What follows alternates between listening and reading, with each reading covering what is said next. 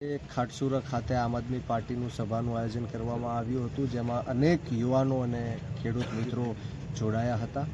આમ આદમી પાર્ટીનો સમગ્ર ગુજરાતની અંદર માહોલ બની રહ્યો છે. મહુવા ખાતે પણ અનેક જિલ્લા પંચાયતો અને તાલુકા પંચાયતો આમ આદમી પાર્ટી જીતવા જઈ રહી છે. ત્યારે સમગ્ર ગુજરાતના ખેડૂતોનો વિશ્વાસ આમ આદમી પાર્ટી છે. કોઈ ખેડૂતોને હક અધિકાર અને ન્યાય અપાવશે તો એ આમ આદમી પાર્ટી છે. જય હિન્દ, જય ભારત, જય જય ગુજરાત. પરિવર્તન નિશ્ચિત છે.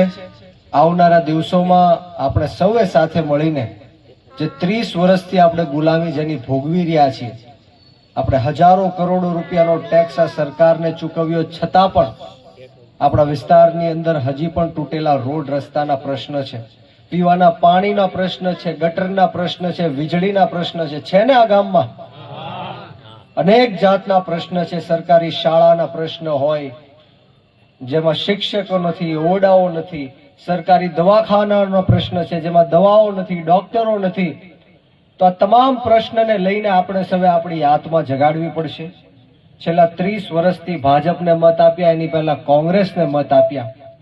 હવે એક એવી પાર્ટી તમારી વચ્ચે આવી છે જે લોકોના હક અધિકાર અને ન્યાયની વાત કરે છે, તમારી અને મારી જેવા સામાન્ય લોકોની વાત કરે છે.